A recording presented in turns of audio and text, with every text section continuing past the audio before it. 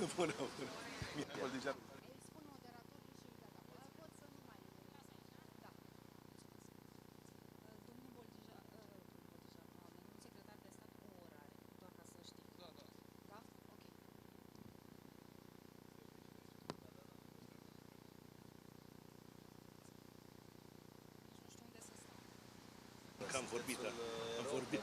Am vorbit cu doamna Georgescu, cu doamna... Da, și mi-a spus că neapărat și am zis, lasă, când avem ocazia... Cred că suntem live. Dacă ne vedem bine, cineva de la departamentul tehnic doar să ridice mâna dacă suntem live. Ok, mulțumesc. Hello everyone, and thank you for joining us at the first Automotive R&D Power Breakfast. I'm Mirela Gavra, publisher TheDiplomat Bucharest and the organizer of this event. We'll spend 2 hours and a half this morning, and I hope to enjoy it.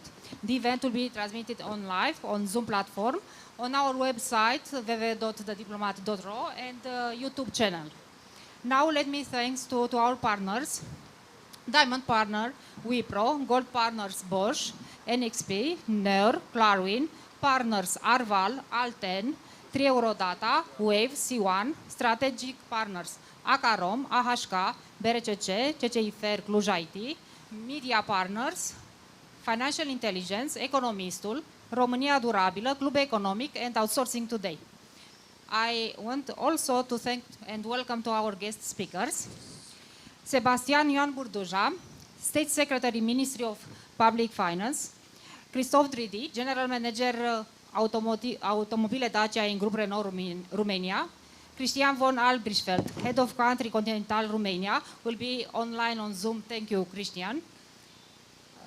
Mihai Boldijar, General Manager Bosch Romania, Cătălin Stratulat, Engineering Head Europe Industrial and Engineering Services Wipro Limited, Iulian Sorescu, Partner NER, Radu Pavel, Country Manager NXP Semiconductors Romania, Kurt Weber, Managing Director Horvat and Partners Management Consulting, Adrian Dobre, General Manager Clarwin, and thank you very much to our moderators, Cristian Nevzoreanu, Advisor to the Prime Minister on Automotive Industry, and Adrian Sandu, Secretary General, Member of the Board, Acarom. Do not forget, you can address the question at the Q&A session. Thank you again for joining us, and I want just a quick mention and save an important date. In November 9, we'll organize Automotive Forum and Awards Gala. Let's hope on-site, not online. Now let me introduce Mr. Adrian Sandu, Secretary General Member of the Board of Acarom, to take the floor and to start the moderation. Thank you very much. Thank you, Mirela, for hosting this event and for gathering us here today. It's a sunny day and we are on the terrace. I will start by saying that we are glad to be here today after this crisis period, and I hope to have a fruitful event. I will start by showing you some figures about who we are. We are Acarom, the Association of Automotive Manufacturers of Romania. We are the most representative association of this sector. We have public utility status, which was obtained this year thanks to the government ordinance, and thank you thank to the authorities for this recognition. And my co-host, my co-moderator today is Cristian Nevzoreanu, which is my colleague in Acarom and also advisor to the Prime Minister for the automotive industry. And I will invite him to present some figures about what happened in the automotive industry in Romania last year. Thank you, Adrian. With Acarom, we are promoting the fact that the automotive industry is extremely important for Romania. In terms of figures, this meant in 2019 that the automotive industry had a turnover of 31 billion euro, increasing with 11% comparing to 2018, and this is a steady increase year by year. This figure means 14% of GDP of Romania, and also 27% of Romanian exports. This also means over 230,000 direct jobs in automotive industry. And in terms of engineering, making a zoom to R&D, to our topic today, this means over 10,000 highly skilled engineers. Hard to find and highly skilled engineers, isn't it, Adrian? Yes, indeed. More than 10,000 engineers working in Romanian automotive companies. But I can tell you also one more figure.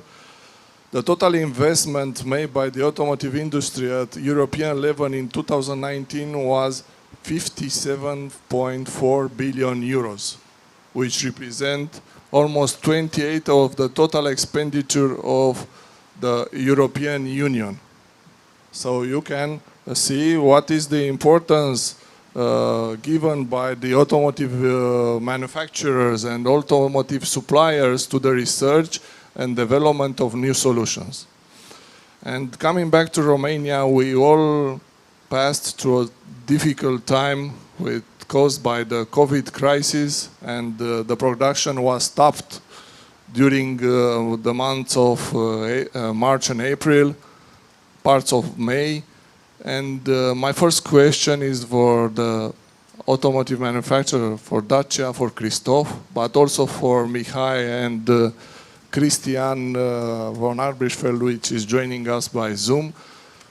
How is working now? How did you pass through this period? You stopped the production, but your R&D activities has also stopped, or you continue the projects during this period? So, please. Thank you very much. First, thank you very much for the invitation. Mulțumim pentru invitație. And especially in this place, I think it's a great choice. Frankly speaking, I feel to be on holiday. So thank you very much for this. More seriously, yes, we faced the COVID as everybody. And you know, for us, it was really a nightmare to stop Mioven plant. It was, I will always remember, it was March 19th. It was a Thursday, and I think I will always remember that.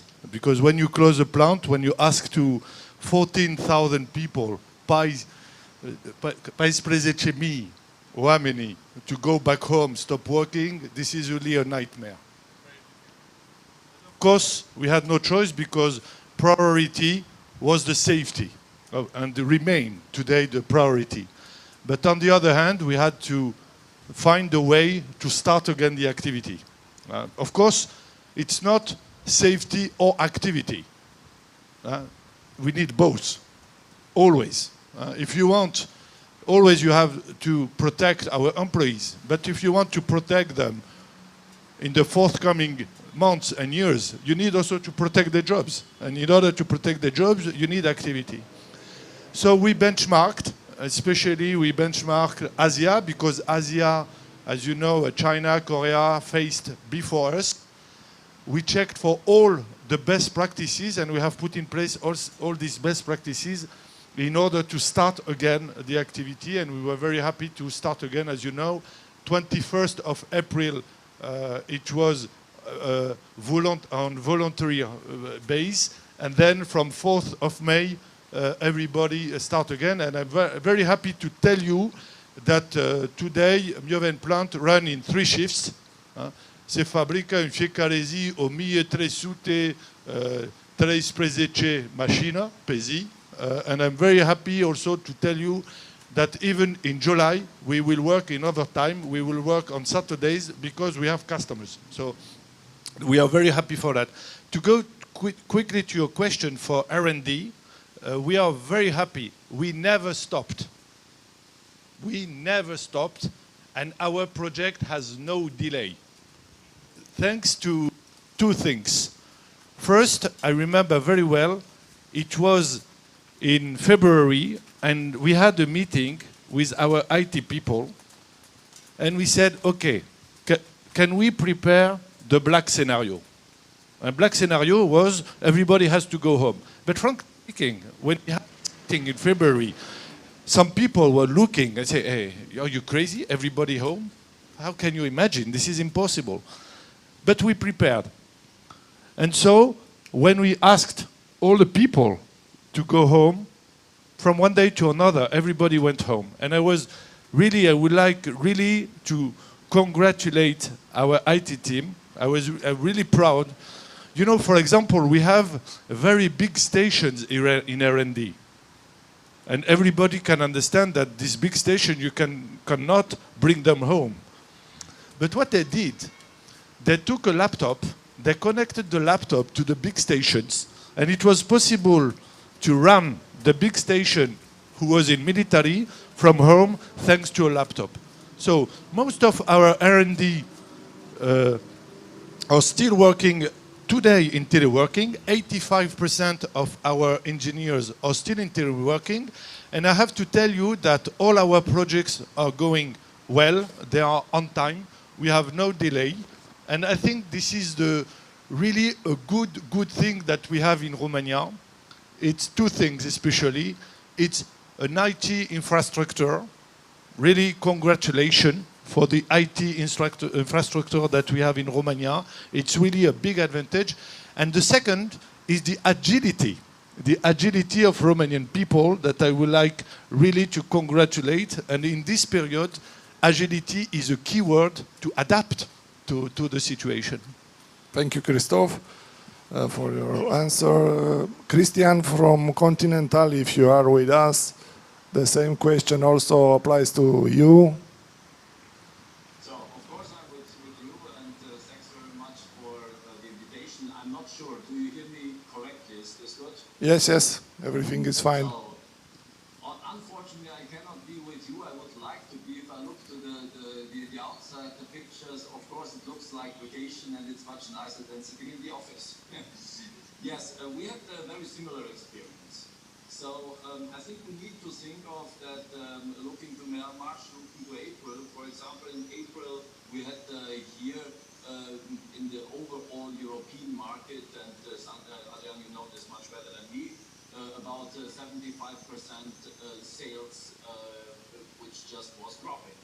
And this is of course a situation where we were not just hit by a local shutdown, but where we just were hit by our customers, which did not produce anymore or did not sell cars, and therefore did not produce anymore so much cars. So finally, it's mainly a question for us of sales figures of the overall market, the car market, also worldwide, of course. And as we just see, analysts just offered now the figures that this year we will sell in total on the world market about 70 million cars instead of 90 million, which was somehow the figures last year or the year before. And of course, such a drop of more than 20% hits us very much, especially in production. What we did is mainly what also we just heard now from Christophe. In the plants, we were just looking to adjust our working style according. So we have different plants in Romania. In total, we have 20,000 people. So, and of course, every plant did something according to their sales figures, to their deliveries, which they had to do. And of course, there were partly shutdowns. Looking to R&D, here I'm very happy to just report the same topic. Our people were very creative in this direction. We never stopped. We just worked. Currently, we are working with about 80% of the people at home. We just tried to figure out who can do the work from home and who not. Is especially very similar, like Christophe just said. We have big testing machines where sometimes people need to come to work on them. But we also looked how to just make them remote control from home. We just looked software, how to develop this from home, having a laptop, that's of course functioning. If you have a testing equipment, is it small enough to be taken home or not? Will our customer allow us to do these different things, also because of confidentiality, of course, all these different things. So our people were very creative in this direction, and I'm very happy that I currently see that also no projects are in delay. And of course, like I think everybody of us, health of our people is the major topic. And this is, of course, our first priority, to ensure everything that our people will just stay healthy. Thank you, Christian. Very interesting. Mihai, in Bosch, how is this? Yeah. First of all, good morning, everyone. Thanks for the invitation, and thanks for picking up this topic. I think R&D or RTD, research of technical and technological development, is of utmost importance for every company which wants to stay on the forefront of the technology. I have also a very nice back to normality feeling being here. So it's a very first, again, the very first live meeting after so many months of using, luckily, using the digital world. Why we haven't stopped? Because we haven't stopped at all. I'm responsible for the southeastern part of Europe, and where we have R&D centers or RTD centers for technological developments. We never stopped. And we never stopped because of two things. The first of all, if we are looking at the future of mobility, the future of mobility will be anyway connected, automated, will be electrified, and it has to be clean and safe, and it has to be CO2 neutral. So therefore, R&D plays an important role, a very important role, and you can't stop your R&D activities, whatever is happening. Secondly, we had already for a few years implemented a so-called inspiring working conditions, flexible conditions, so people could work from home. And of course, based on the very good infrastructure we have here, the digital infrastructure allows us actually to have a remote work, a very high qualitative, and a very effective one. So people were basically used before the crisis to use from home. Now it was just a switch, and we just comply with the regulations. This brought us actually in a situation where in the two centers, R&D centers in Bucharest and in Cluj and Sofia, in Bulgaria, we had actually more jobs to do. We have more work to do. We were basically overloaded, and we have hired people in this period.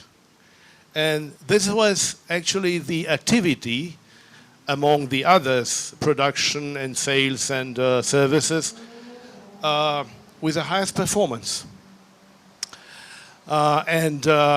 We were actually lucky because we could again, if it was not enough so far, we could again provide a very high quality projects, and we have basically confirmed that we can deliver a very high quality and a very high added value work. So we've got a confirmation, and we could as well keep the mood of the people at the highest level, which was very important in this period. We will continue to do so. And of course, the new normality and the new way of work will change. Will change, and we have to be prepared to witness also probably other changes. But in terms of R&D or RTD, we were prepared. We, as I said, we delivered, and yes, we will continue to do so. Thank you, Mihai. Thank you. What about Radu? What in your company? What are your R&D activities? And how are you doing today? So first of all, thank you for inviting us here. It's indeed a very nice event to be part of, and if I'm not mistaken, one of the very few events we have in the automotive industry. So it's a great opportunity for all of us to be together. For NXP Semiconductors, indeed this was a period where we also saw the crisis as everybody else in the automotive industry. On the other hand, on the R&D, we were able also to deploy work from home, even from day one, similar to what our friends from Bosch are doing. We had the work from home already in place as a method since years now. And indeed a very talented IT department who allowed us to continue with almost zero interruptions. So for us that meant almost business as usual. For sure not seeing colleagues face to face creates a bit of a hurdle, but we have quite good solutions for remote working. And throughout this crisis we continued even with doing what we call a silicon tape out, so the new processors that are coming out from NXP were done completely remotely, which was for us a first. Usually you need to have people on site to have this bring up locations. Romania, by the way, is for NXP one of their major hubs for R&D. We have here mostly software development, doing two major areas. For us, the future we see as a big growth automotive and also industrial and consumer, so IoT type worlds. Both of those are present in Romania, and our projects continued on the automotive front for our electric vehicles and autonomous drive research that we do. So that was our key focus during this pandemic. And we are glad to say that finally we saw also growth in terms of R&D, because what NXP recognizes is definitely the future comes from innovation, and that's something that we are pushing for. Thank you, Radu.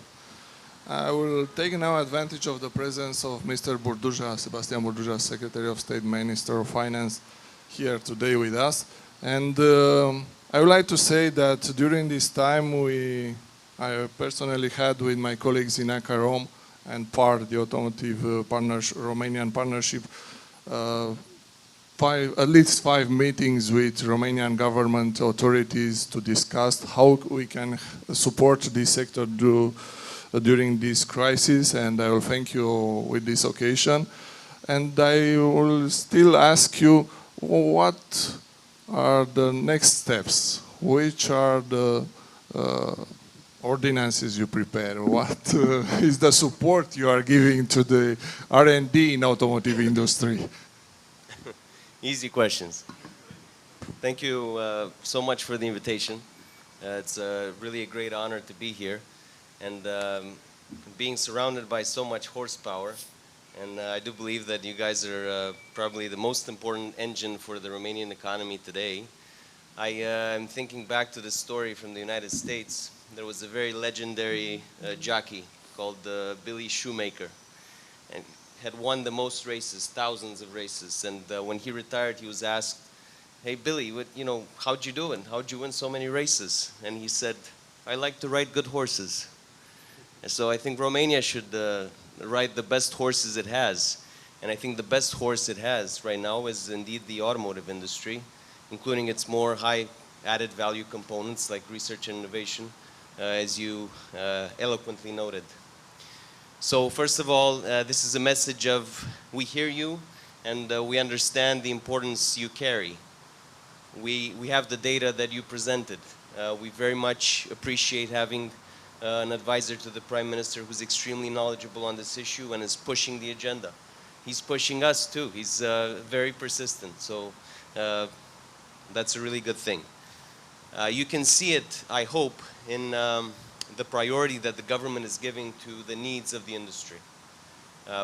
One of the things you can look at is the plan that was announced yesterday by the President and the Prime Minister, and we worked pretty hard on it.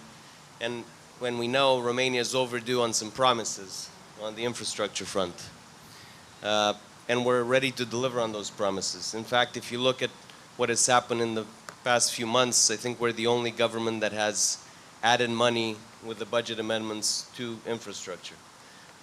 Thanks to that, Romania is, for the first trimester, top of the Europe in terms of growth in the construction sector. Much of that is public investment, public infrastructure.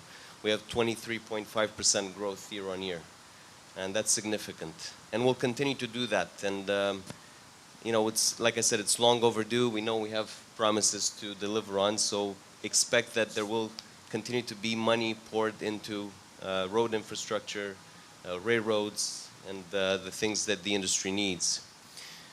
Also, research grants. There's going to be grants for new technologies, new investments of up to 200,000, so that's more for SMEs. Hopefully that's a good opportunity as well. And obviously maybe the thing that I'm most proud of since taking this mandate at the ministry, which is the state aid scheme for Greenfield investments. And I'm happy that many of you have benefited from it already. It's, well, you should say that, but I think it's a scheme that works pretty well. And Romania can still afford to subsidize up to 50% of eligible costs, up to 37.5 million euros per investment based on EU regulation. And we have some money to spend, I have to say. We have about 1.2 billion to commit to this year, and we're working hard on building this pipeline. And you'll see in the next couple of weeks we're coming out with some improvements to the scheme. So for instance, we're getting rid of the standard costs, which were preventing some types of investments, especially higher value-added investments, to be eligible for financing. You can't build some things with 175 euros per square meter. We're getting rid of that. We think it's antiquated. We think there's other ways to control for potential abuse. And so we're very aggressive on meeting with companies, and when I received the invitation, I really wanted to be here to also say that you all should apply, and you should get others to apply as well, because we have this funding and we're still going to go through it. Hopefully, if the EU extends it, we're going to do it through 2023 at least, and we're going to continue to support it. So very proud of what you're accomplishing, very grateful that you have kept the engines going and have paid your taxes at a time when we frankly needed them, very much so. And I guess I'll end on this note. I think it's a challenge to see this crisis as an opportunity, and I think if anybody can do it, it's you. I think you are the ones who moved our economy from a relatively low value-added economy to an economy that's growing. I think this is the first year that the World Bank is putting Romania into the high-income category, and I think that's a wonderful thing. And I can only hope that you will see this crisis as an opportunity. You will continue to invest in innovation, use the amazing creativity of the Romanian people. I think it's definitely there. I've seen it all over the world. And continue to deliver the highest value-added products that you can. Because that's what economic growth is in the end. It's productivity times population. And we don't have much population anymore. But we can invest in productivity with your help. So thank you very much. Thank you, Mr. State Secretary. The next question will be for the whole panel. The COVID-19 pandemic changed people behavior. So, as Mihai Boldijar said earlier, this will bring changes also to automotive industry. So the question is the following. Is this changing the customer behaviors? Is this bringing new ideas of projects, of partnerships, different orientations in people mobility? Thank you. And I will add something. Automotive sector at European level, which has the most regulations of all the industrial sectors. More than 80 technical regulations are in present applied to automotive sector. I will start with Cătălin Stratulate and asking him what is his opinion about those changes in the mobility? What will bring new to the legislation, and also to the other colleagues of the panels, which are the new mobility solutions that you foresee for the future? Well, So thank you, Mirela, and everyone for invitation. I joined the others in glad having some people face to face, not on the screen as in the past months. So as for the trends in the industry, it's interesting that in the beginning of the year, Deloitte is running a yearly global survey on automotive consumer pulse, to say so. That was just published. The survey is running globally in the most important countries, and this was running for this year in January and February. So right before the peak of pandemic stroke. So there are some interesting trends, and one can only extrapolate from there with what will happen next. So a few things that are at the forefront of that study. So on one hand, the interest around electric vehicles and in general alternative ways of propulsion beyond internal combustion is continued to grow. Currently, the consumers worldwide say that in a proportion of about 50% that their next car is going to have an alternative propulsion engine. So that's of course significant because it encompasses US, Europe, Asia, so it's across the globe. So that's one interesting trend, but maybe even more maybe sobering is the fact that the interest around autonomous vehicles and in general advanced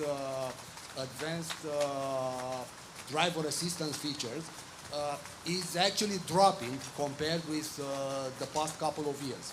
So if you are observing the industry, maybe 3-4 years ago, everyone was expecting that bringing this technology on the roads is imminent. One can only notice currently that the date of commercially viable autonomous technology is going pushed further and further. And actually the consumer perception for that was dropped compared with last year. Today about 50% of the global consumers believe that the technology is not safe enough. And it's probably having to do with what happened in the past probably couple of years with highly publicized incidents for the autonomous cars, being them Tesla or some others that are in prototype, like Google prototypes and so on. So this is, and maybe the third takeaway from that study is that monetizing on these advanced technologies is going to be very difficult, more difficult than some OEMs used to believe, because there are a lot of money poured into this R&D. So billions and billions are poured into these technologies, being them connected cars or autonomous or electrical. But the question is, are the consumers willing to pay? Again, the global survey shows that around 70% of global consumers are not willing to pay more than $500 for this kind of technologies. So you can imagine $500 in the total cost of the car is just a tiny fraction.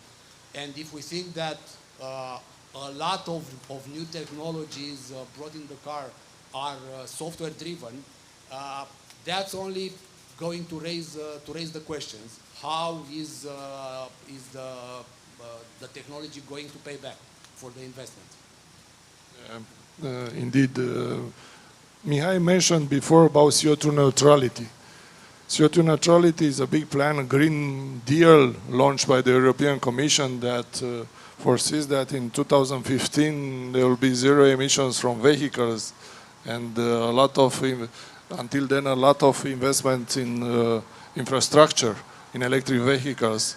What are in your views, for example, Christophe, the implementation of this strategy for electrification? So first, of course, we have to talk about electrification, but this is not the only solution. And very, very quick, and you know that, for example, in Dacia, we like to be smart. We like to be clever by finding very keen solutions. And very quickly, you know what we did in Dacia? We said, okay, why not put LPG versions for all our Dacia cars? So today, if you want a Sandero, you can have LPG version. You want a Logan, you have LPG. You want Duster, you have LPG versions. And LPG is very good. Why is very good? First, 15 grams less in CO2 emission in comparison with gasoline. So it's eco-friendly. Eco in the sense of ecologic, in the sense of environment. But it's also economic friendly. Why? Because for the customer, when he goes to the pump station, it's 50% less. You please go to the station, look at the price. And especially in crisis period, it's very important to think to the customer, to think to the needs of the customer. So a smart buy, an affordable car today, I will say it's a Dacia LPG car, because you have it now, and it's good from environment point of view, as I said, and from customer point of view.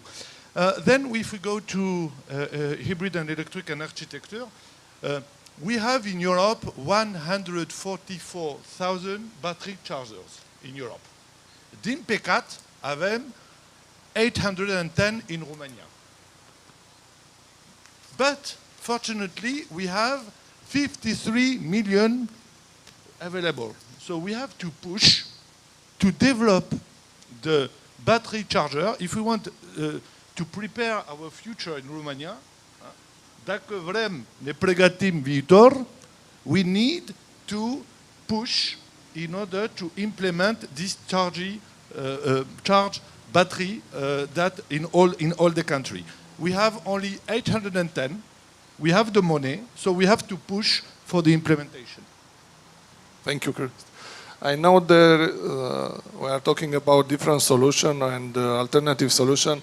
There are autonomous vehicles, connectivity. I know that Bosch has some topics about this, but also Christian from Continental, if you can tell us more about your activities in this field.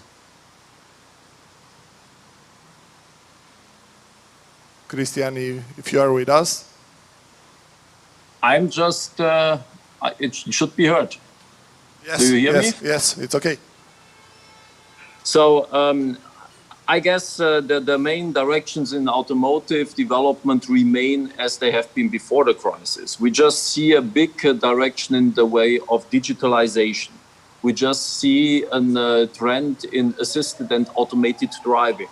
We see a big trend pushed, especially by governmental regulations in the direction of electrification, and we see, of course, services. And now the question is, what will be the difference now after the crisis? We have seen before, as Katalin mentioned, that especially due to the state pushing, to the regulations pushing, that electrification becomes more visible now than, for example, automated and assisted driving. Nevertheless, also we as end customer need just to think of an electric car which charges itself with energy, which is created with electric energy created by a car core plant. It's not environmental friendly. Then a modern diesel, a modern combustion engine is better in this overall energy balance and also the balance looking to the pollution. Nevertheless, now we see and now we will see what is happening with the pandemic crisis and after the pandemic crisis. Will there be a worldwide economic crisis coming where people maybe look more to other topics, to get an affordable car, to don't pay so much on these topics? Will be the environmental push still be the same if the whole economy goes down, and with this maybe we will have even less CO2 emissions because the whole world is just producing less. On the other hand, how will the people react? Do they still want to go with public transport, or everybody is looking to buy for 5 kilometers or 3 kilometers bikes or a trottinette? So therefore this might be something which we will need to see. Nevertheless, the big tendencies I see clearly: digitalization will remain, assistant and automated driving will remain, electrification will also be a trend, but maybe in different velocities like now. And what we need, of course, to do, and we are working clearly on this, we need different competences on this. We need new competences of the people. We need to work together with the university to develop this. Things like artificial intelligence, connected cars need to have a big knowledge of people working in cloud technology, big data technology. So making the car more clever. And this will, of course, be a trend which we just need to follow. Thank you, Christian. Very interesting. I will pass now to the possible changes in the production processes, and I will ask my colleague Adrian Dober from Clarwin to tell me how it will be this possible. It will be a trend in the next period after this crisis? Thank you very much. First of all, thank you very much for the invitation and congratulations for this initiative, because I do feel that all of us, we missed the interaction, the physical interaction, and looking in the eyes, not through the eyes of the computer. So it's a great initiative, and I do hope that sooner rather than later we will be able to organize bigger meetings. I'm proud to be here with you together. I'm proud to be nearby the Acarom. Actually, Clarwin is nearby Acarom since 2019, and this was a strategic step for us further, because our automotive division in Clarwin, it's a very important one, and I do believe that the future, it's as you mentioned, also steady, growing compared to the last year. So we will be able to secure by the things. What we will do in the next years is practically what we already started, what we are good on. We will continue to secure confidence to our customers, you producers of components or even cars, that you can rely on us on improving your cost, on making efficiency in whatever you dare to include in your R&D projects as a first step for future production. And we will do this thanks to the fact that we have nearby our shoulders the best available technology suppliers in the world. Our core competence is filtration, purification, separation. So practically we have a cross-industry experience helping us to push things from pharmaceutical industry or from the water we are drinking, sometimes to the non-standard needs of automotive industry, for example. So what we will continue to do is to search for continuous efficiency in all what we are doing. The future, it's for sure of remote assistance rather than physical presence. This is the lesson learned of the last few months. In some cases you cannot avoid it. I would say that in some cases you cannot avoid it also due to the current situation.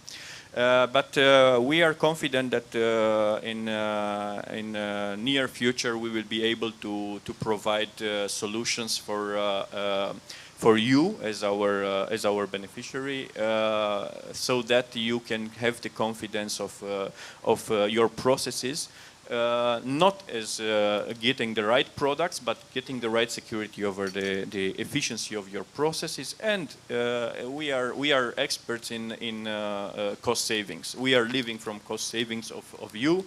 Cost saving, it's now more than ever interesting for you. So whenever it's about air purification, which is nowadays the biggest challenge for all of us, starting from masks for us to the employees, to the right environment for your employees. It's critical where we dare to believe that we are a good partner.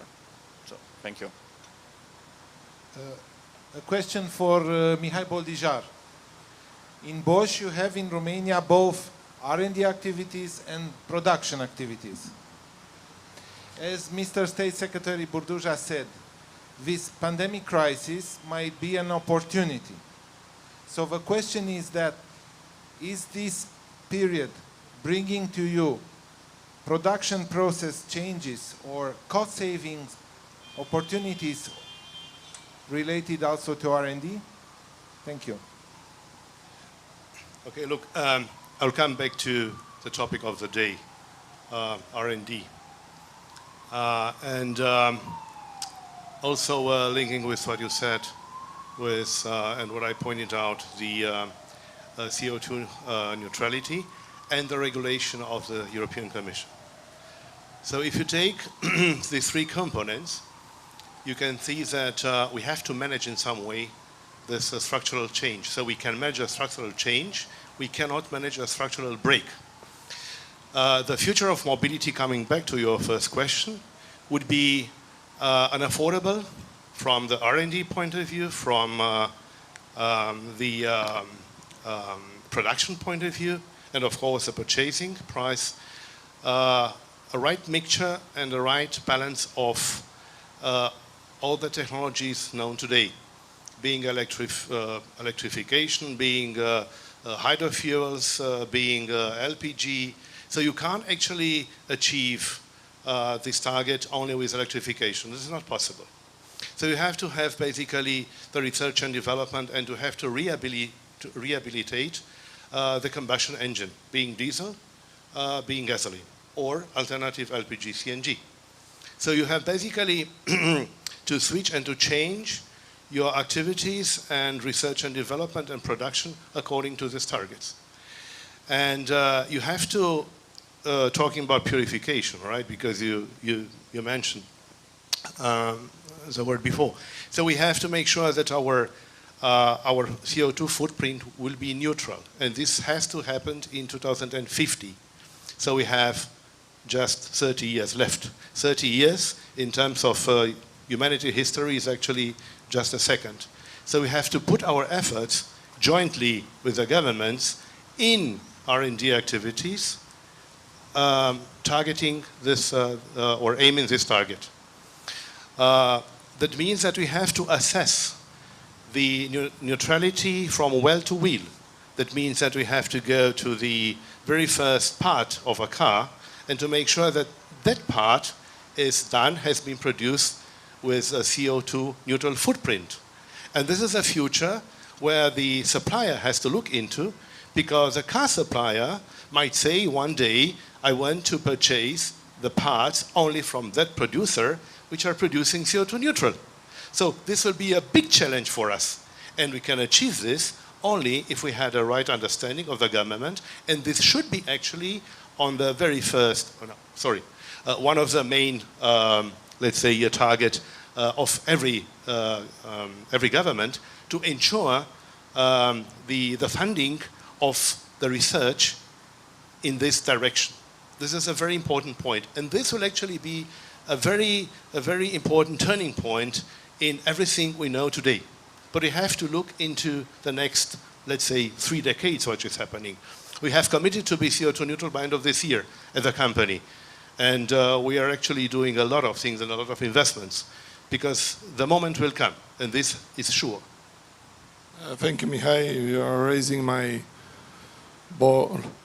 And I'm asking the next questions connecting to the forecast for the future. We need to make investment, new investment in R&D, in new technologies. I will come to Julian Sorescu. Are there any state aid schemes, some grants available for R&D investments in automotive industry in connection also with Mr. Burduja's speech earlier? Yes, there are several opportunities to finance investments currently in Romania. Depends on the interest of the companies. We can always see a crisis in a different way. I always ask clients when we are talking whether they see the crisis glass as being half full or half empty. So it depends on the approach of companies. Companies willing to take this opportunity and to further invest, they have state aid schemes that were valid and applicable over the last years. So the scheme for assets that was very effective over the last 12 years is still valid. And as Mr. State Secretary Burduja mentioned, there is plenty of money. So there is no worry that the money is not there. It's just important to look to the future and to see whether the plans are for growth or the plans are for keeping stability. Besides the state aid scheme for assets, there are clear discussions that the new schemes are coming. A scheme that was efficient over the years for companies in creating workplaces is ready to be refreshed very soon. So companies creating new workplaces would have the opportunity to get up to 50% of their cost back from the state. That would be great. Also, the scheme designed or to be designed for Greenfield companies, the Greenfield investment, is like gold. We, based on our services, because we are rendering integrated services, legal, finance, tax, and we are specialized also in state aid, we are in very close connections with Greenfield investors.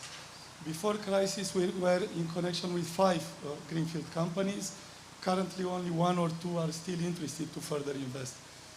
But such schemes are making the difference between investing in Romania and investing in Hungary, Poland, or nearby, due to our nearby Romania.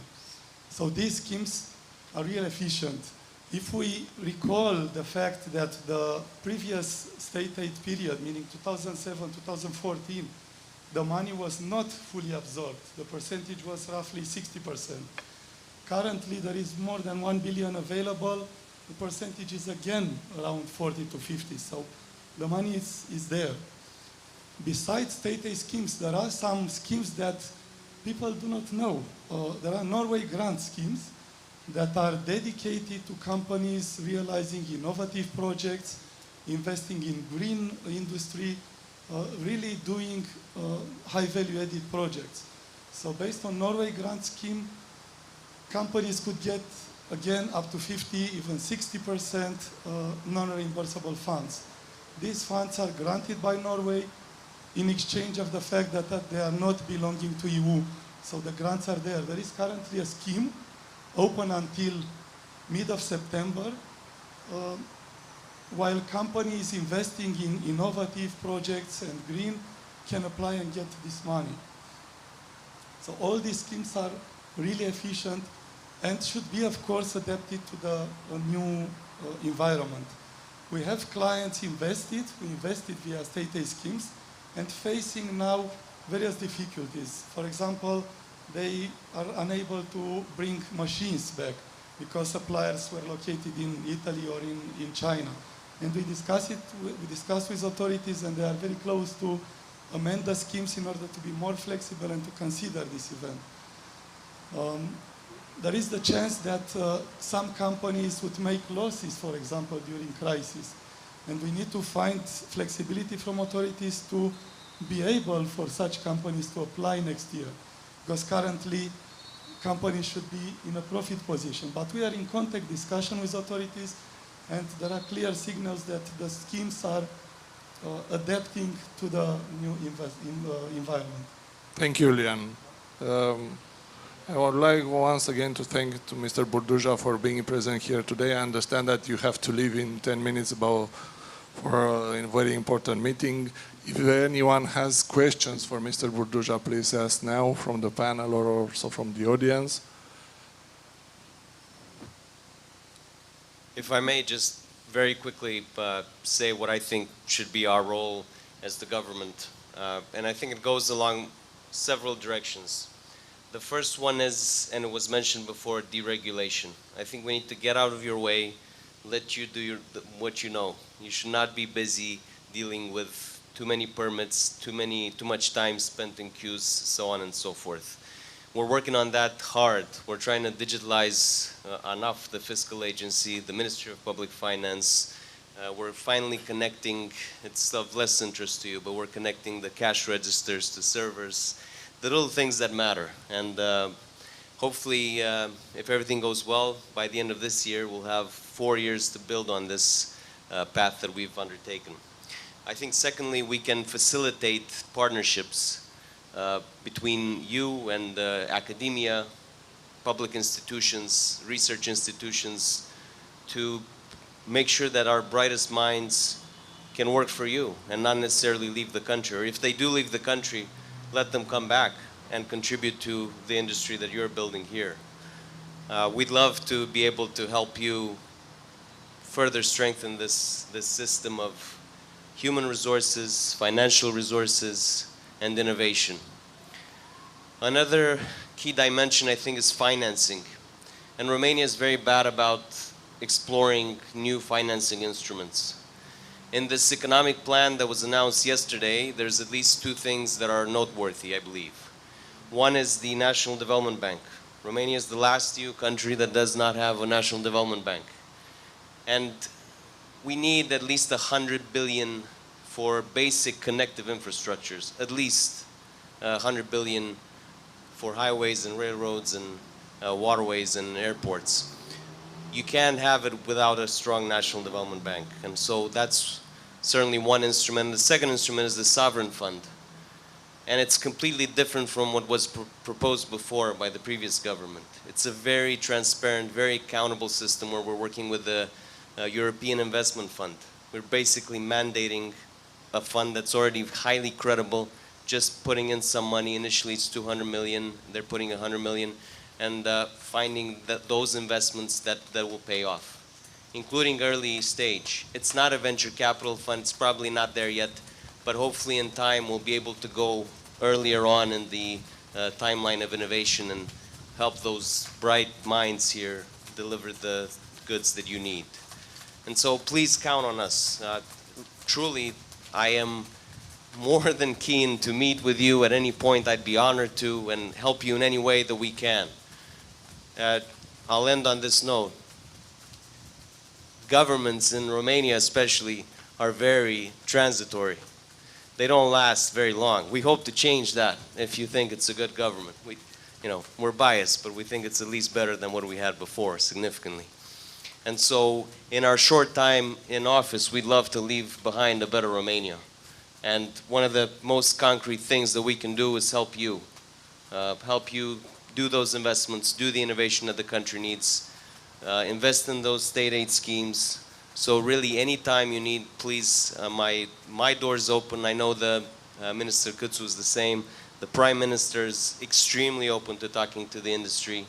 And so we're here to serve you, really. And again, my gratitude to you for what you do and to the organizers of the event. And I truly apologize that I have to run, but I do hope to catch up separately and partner for whatever goals we can share.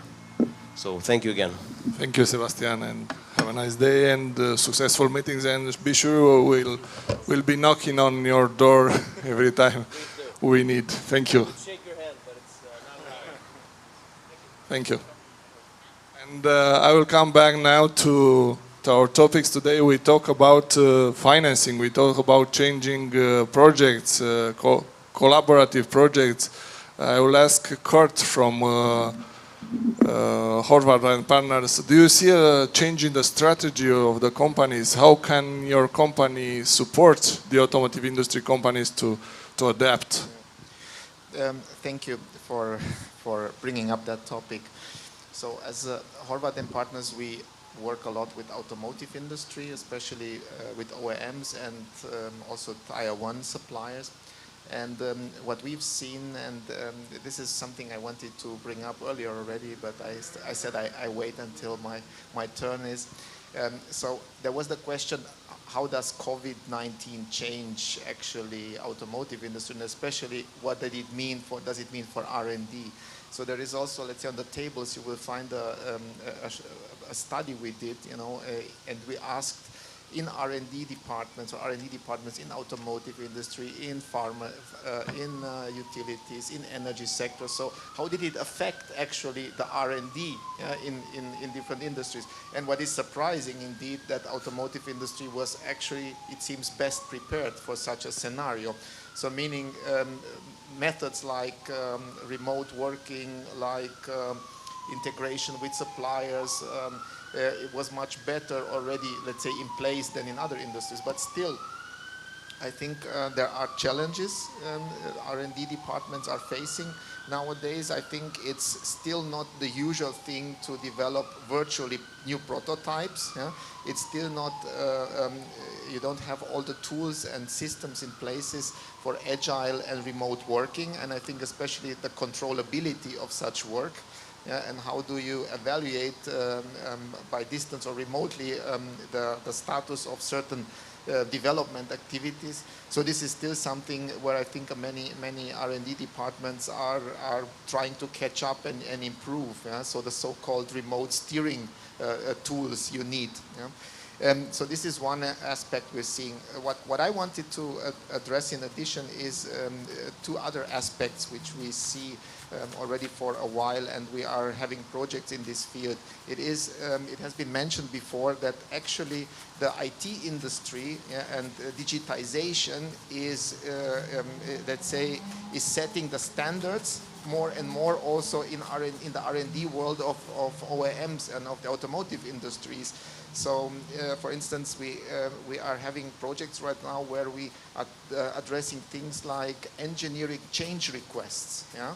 So in IT industry, they have learned how to make money out of that and how to deal with more and rapidly changing requirements coming from the market, from the customers.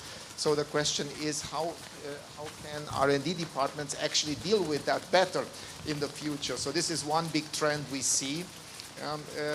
What can you learn as an industry in R&D from the software industry? Because let's face it, the Apples and Googles of this world, they actually set the pace and they define the, let's say, the way innovation and the way R&D is working, and that will influence and impacts already now and will be even more in the future also impacting the automotive industry. And the second thing is what we're seeing is collaboration in R&D beyond companies, so in the industry. For instance, we are working right now for two major OEMs who have decided to develop jointly light commercial vehicles. Yes, and they want to let's say have their R&D teams work together. Yeah, so that sounds very simple at the first glance, but if it's a German one and if it's American one, it's quite different because they have different R&D cultures and different ways of how to work internally. So it is a very challenging topic. How do you get engineers, yes, which have a different background, which have different, let's say, skills and way of working to work together, to share information, to develop jointly. So these are things I think not only between OEMs but also between OEMs and Tier 1 suppliers are already now big challenges. Yes, because the investments are high. Everybody wants to to share some of the burden in R&D. So I think there is the need to let's say be able to collaborate, to team up with other R&D departments in the future. Yeah?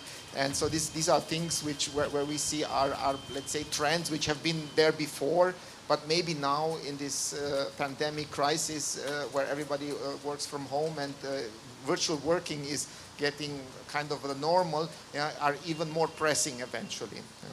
So these are a few observations we have from our projects, which might be interesting for you. Thank you, Radu. How are you working with collaborative projects? Is there a direction in your company to work on this kind of projects? No, absolutely. We are looking more and more to way that we can integrate what NXP is doing. And as most of you know, NXP being a global leader in NXP in automotive semiconductors, we do have strong partnerships with our customers like Continental, like Bosch, and many others. But what we see lately is more interest from OEMs, like we are talking with Ford, we are talking with Renault, we are talking with Volkswagen and others to work more on these collaborative projects for what becomes the R&D of the future. So these trends, mega trends that we see in the industry, like going electric drive, going for autonomous vehicles, but still, as mentioned also by Christian, not forgetting about what we have today. So how do we innovate on combustion engines, and how do we bring even a better ecological footprint on existing technology? How can we make it better before we transition to something else? All that creates for us a very fertile ground for collaboration. And locally in Romania, we started to look closer to what we can also do in terms of subsidy projects, and how can we create a Romanian, let's say, R&D powerhouse for this innovation in automotive. So that's something which I think it's still not really captured to the extent that we can and should do as a country. I think we have a lot of great talent here, but still I think what we see with colleagues from other locations across Europe, they are much better at doing this kind of collaborative subsidy projects. So I think we have a ground to cover here in Romania, and I'm really thankful to have such opportunities for us to interact together, such that we know each other and become more, let's say, acquainted locally to actually talk and create innovation that originates right here in Romania. May I extend this question to Continental? Christian van Albrisveld, your position about collaborative projects, please. So I hope you hear me now. Perfectly. Hello? Okay. So from our side, it's clearly a topic. We are doing this all the time. We are doing this even more. Now we are in many commissions together with also competitors, with our customers to just shape also the standards which we just see. On the other hand, it's clearly looking for whatever automated driving trucks, taking as an example, we discussed about commercial vehicles. This is something which we are doing also in collaboration with customers and with other companies. So that's a very normal topic for us to do. But maybe you just allow me to just get one topic back. I was not heard, it seems. We just discussed about financing of R&D and about different schemes. I think we need to just consider one topic now. I mentioned in the beginning that the analysts clearly say us this year 20% less sales on a worldwide level. And this means, of course, also we are financing R&D out of profit. And with 20% less sales, this might be an issue of having the same money. What we need now is also more funding schemes, and funding schemes which are discriminatory free, looking, for example, to powertrains. Looking that some countries make schemes for supporting the buying of cars, but only with an electric engine. I think that's not the right topic. What we need to do is just get into a more discriminatory-free funding. Also in this direction, we had also, starting with 2009, some support in the direction of consumption of buying some cars. And I think this would help if we have something like this on EU level. looking to the state aid scheme in Romania, I think this was mainly done also on a regional level, considering the way of having in some regions really full employment rate, which currently is not anymore there. If we just look to Arad region, Timișoara region, where some companies are now closing, I think also here we need to have state aid schemes which are not having just 35% funding, but also getting to the 50%. And this, I think, we need to look at that this is helping. And what about the role of software in automotive industry? Cătălin, can you add something? Software, of course, it's now not since today, since a few years already, the powerhouse of automotive. So today, it's estimated that a high-end car has about 150 million lines of code on it. So just think about it, just to have a comparison. Probably one of the most advanced aircraft in the world, Boeing 787, has about 10 times less than that. And not only that, it's expected that in the next period the software will only increase, so probably by 2025 a top-end car will have around 750 million lines of code. So this is huge, and of course it comes, with the beauty of it, it comes, a lot of risks, because software, we're used to have software that is not necessarily extremely safe, is not necessary, the data protection in it comes and goes, but of course that cannot be afforded with cars. That is life-threatening, and how this is going to happen, it's still an open question. There are many companies in the industry putting all the brains behind it, starting from things like changing the platforms. Think about that today.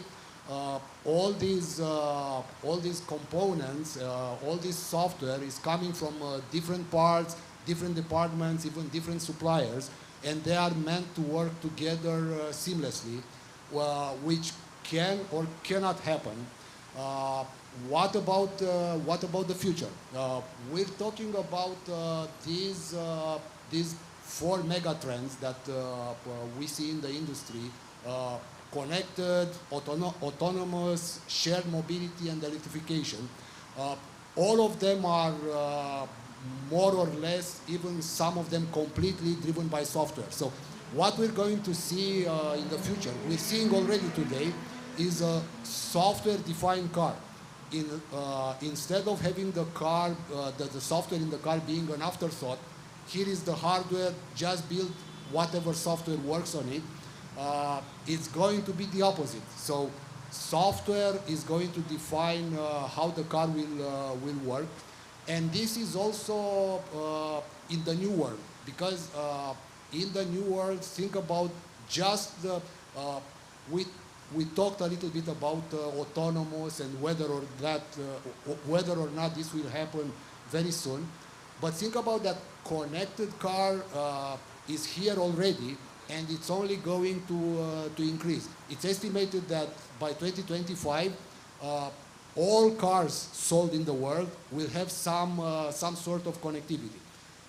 Or that connectivity only means a lot of data generation. So cars are going to be the powerhouse of data that is already considered, the new oil. The question are, of course, what are we going to do with those data, starting from customer concerns about the privacy and security of their data, up to how the companies are going to monetize on that data.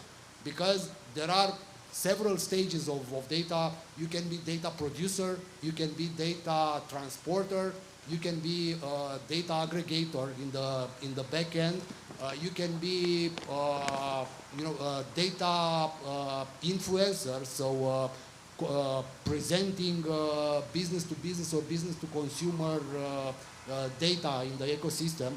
How this is going to be handled, it's probably one of the hottest topics that are today in the automotive industry. Thank you. Let's start the roundtable session with a question for all of you. It's about which do you consider is the biggest challenge for your R&D activity in this period? Thank you.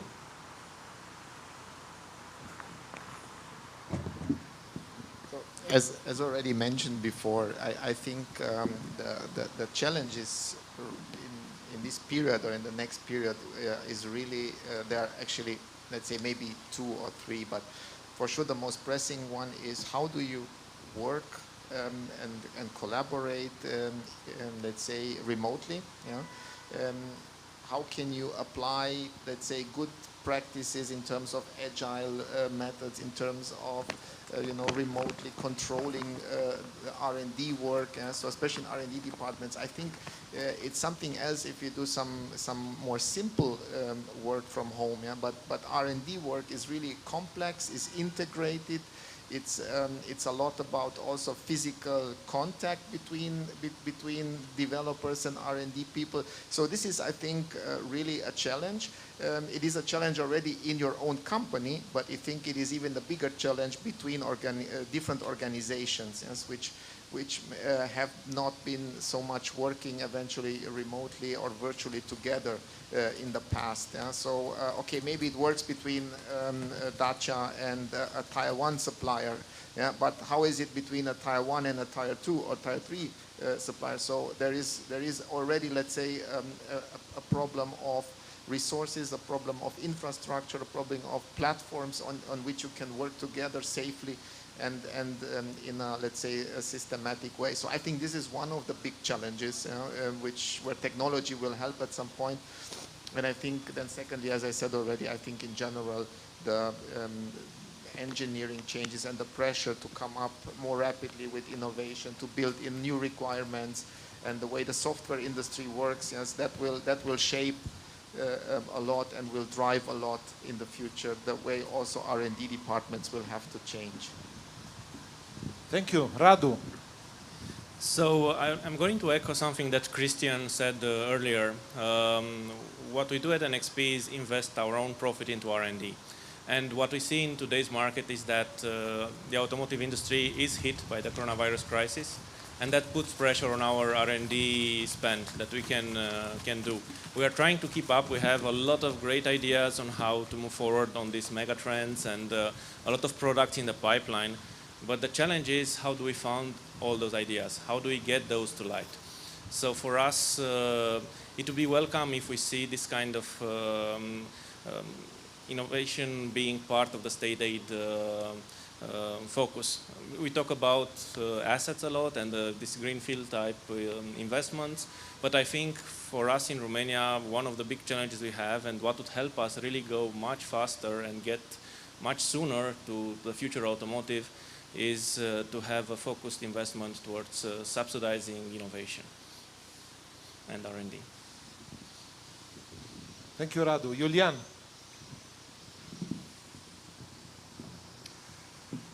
For us, the most important challenge would be the mentality of our clients and their openness to identify new products and to provoke us for brainstorming.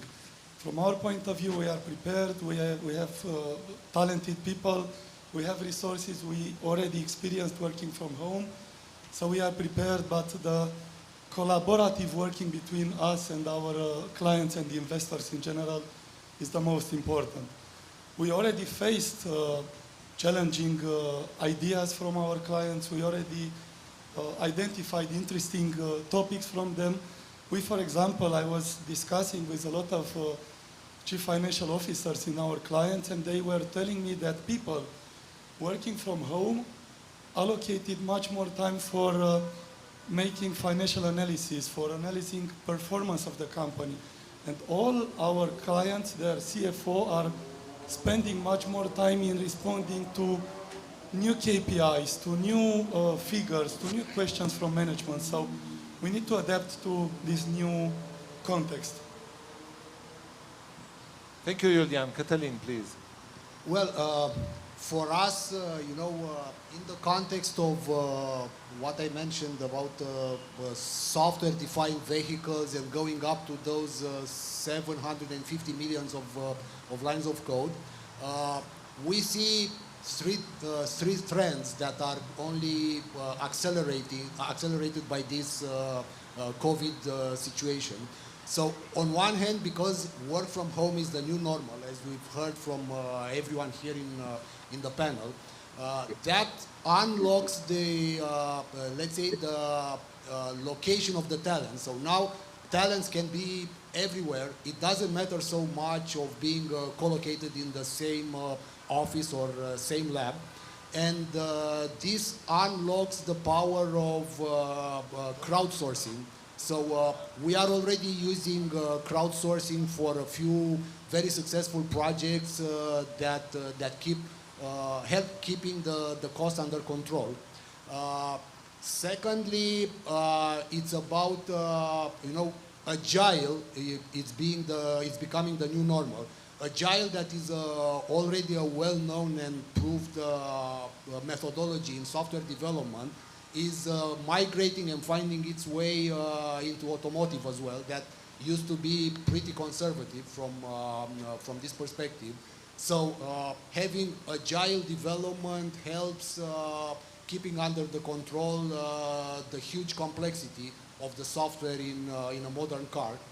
And third, but not least, it's very important to engage early, and especially having collaboration between different actors, being customer and suppliers or even competitors, because the costs of software and modern technology in the car is skyrocketing to a level that will be unsustainable if each actor will try to reinvent the wheel and develop their own technology. Thank you. Thank you, Katalin. Christophe? First I wanted to say that I had the chance to work in Japan, and Japanese, to say crisis, they say kiki. It's two ideograms. The first one means danger. And it's true, when you are in crisis, you are in danger. But the second ideogram means opportunity.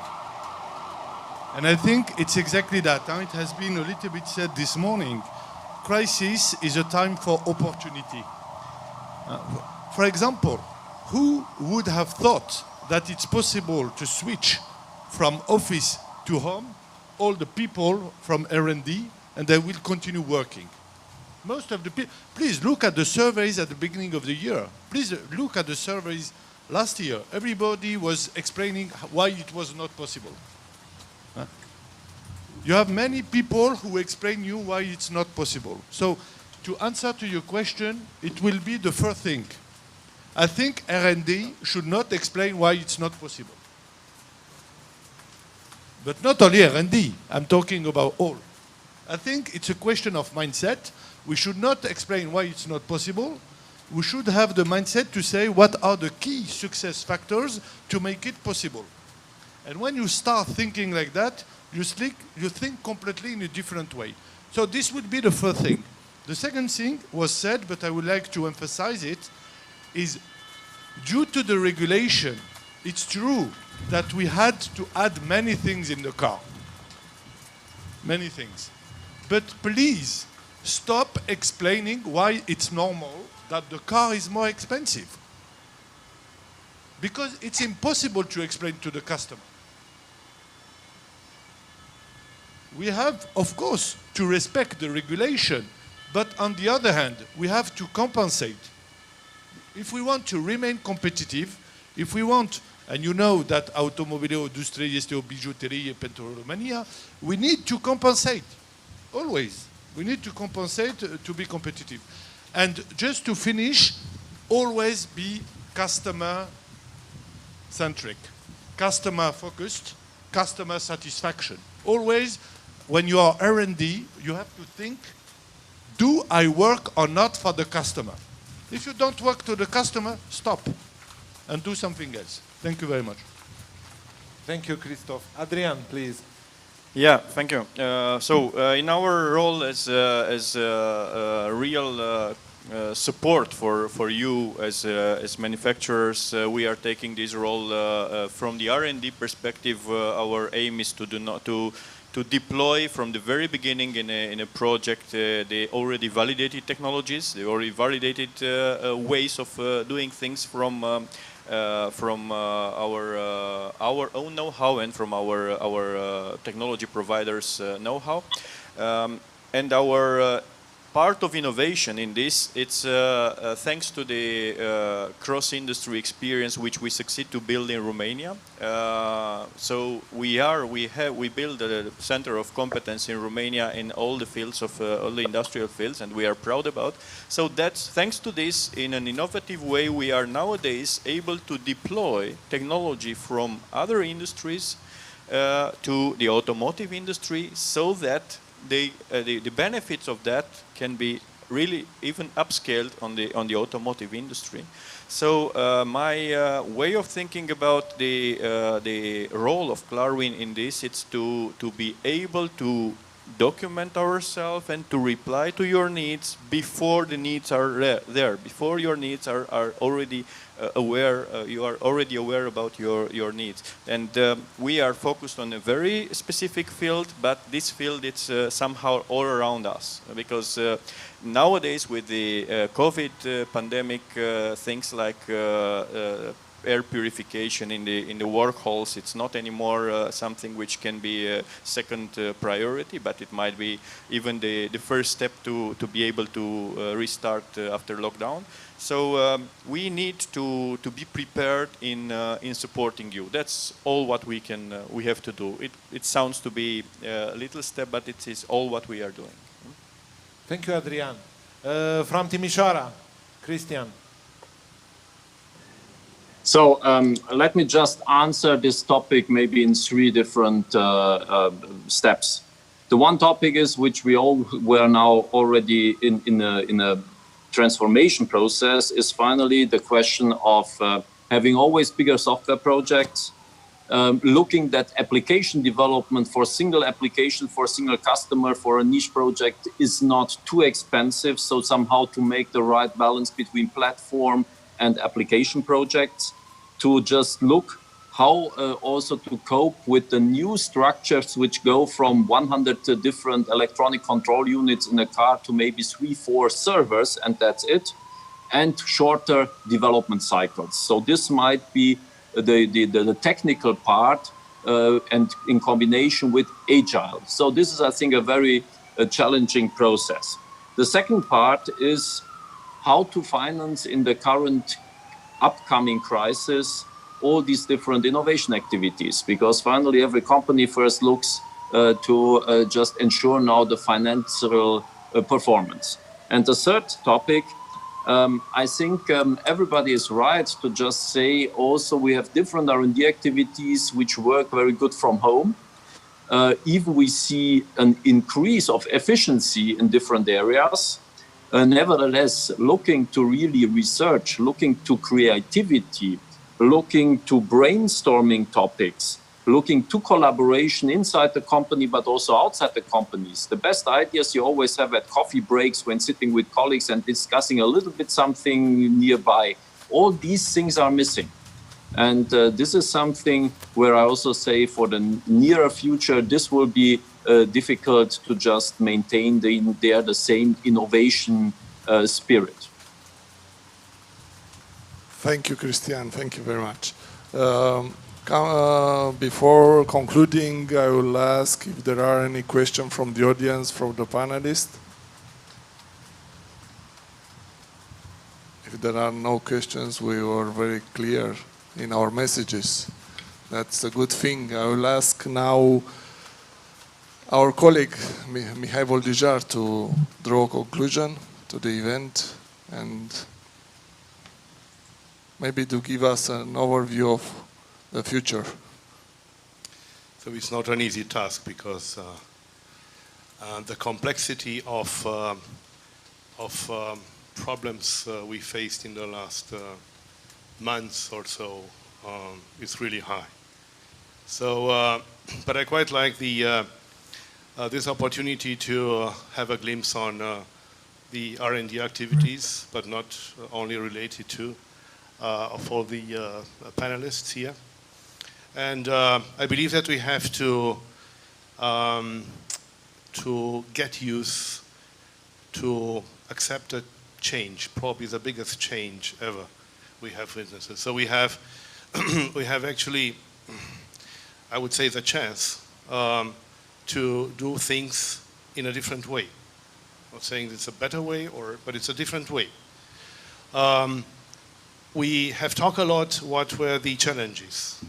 Maybe the challenges, the biggest challenges were to give the people back the sense of confidence, and because the people are actually in these times anxious. They're not sure what is happening with my job, what is happening with the company, what is happening with the society. And we have to show a different kind of leadership. And we have to make sure that our people are actually comfortable in a new situation, as you also mentioned. So it's not a very easy task from the management, from the leaders, but we have to take this as our task in the future. And because, of course, the people are actually the most important asset that a company has, and we have to look beside of the machines, beside of the software, beside of how many lines a car and a plane has. Of course, it's important, but who is actually doing the lines? Who is doing the software? The people are doing the software. So this is actually what we have to do. We have basically to look maybe much more in the way we are working together. Cooperative, collaborative. It's not a time where we actually running different lanes. We have to stick together. And politicians and the industry and everybody has to stick together, because only together, I believe, we can stand and we can actually fight such a challenge. As a summary and maybe some proposals and conditions to have successful and competitive R&D activities in Romania, and not only. I think the prerequisite is actually joint contribution and collaboration between the main stakeholders. And when I'm saying the main stakeholders, I'm saying the central authorities and the government, and I was actually happy to have here a state secretary, which has to create a vision, which has to create a strategy, which has to create the regulations and the laws. And I'm talking about education, I'm talking about infrastructure, I'm talking about automated driving on public roads, probably. I'm talking about co-funding projects, as we have mentioned, in the CO2 reduction, and clean energy, tax incentives for companies which are investing in education and new technologies, and also maybe to ease the immigration for clever people which are willing to come and join us. The local regional authorities are, I think, they are playing also a very important role. And I think they have to develop a smart, safe and clean and attractive cities and hubs. Because people are actually staying within a company, within a city, when the city is clean, safe and attractive. And this is something which the local authorities has to do. We do have a lot of R&D centers in different cities, and I can tell you the people, the young people which are working there are looking at these aspects. They want to have a very affordable housing, they had to have qualitative schooling, they want to have entertainment and leisure possibilities, and they want to have a public health and elderly care system. And this is actually mandatory. And then, of course, the private sectors and investor, I think we're coming with an investment, so we are coming with a job creation, we are coming with a contribution to the regional, local regional development. This is our task. And of course, we are coming with know-how transfer, which is very much important, especially in R&D, and we are coming with an employer brand, and we are coming with leadership. And this is basically in a nutshell, long answer to your short question, but I think this is what we have to look into if we want to have successful and a competitive R&D hub in Romania. Thank you. Thank you, Mihai. Any more interventions from the panel? If anyone wants to add something to the conclusion? No? I thank you everyone for the presence here today. I thank you to the panelists. I thanks to Christian from Continental being here with us today, and thank for all the insights you offer us from your companies, from your activities, from the R&D point of view. I think the automotive industry will still remain the #1 sector, even if this year we were 2 months on hold. And thank you, Mirela, and I give you the floor as the final remark. Thank you very much. Thank you, our distinguished guests. Thank you all. Thank you for the person who looked online. Sorry, it's very sunny. And let's hope that see you in November at Automotive Forum and Awards. Thank you all. Thank you very much.